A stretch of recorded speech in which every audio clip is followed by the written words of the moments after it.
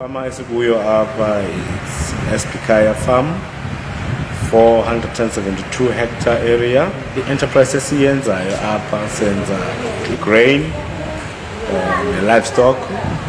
Big grain specialize ngombona, specialize beans, specialize soya.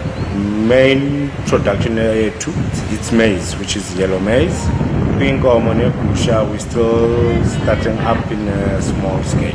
Umbona wethu esiutshalayo apha siwuthengisele into our local farmers, siphinde export omnye through our export facilities ezisincedisayo who are based in Pietermaritzburg abanye.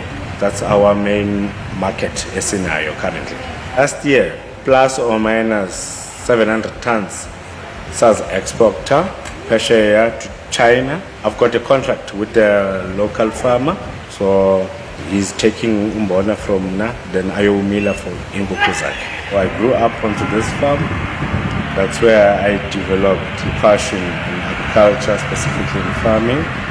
After that, I did my qualifications, got a diploma in agriculture.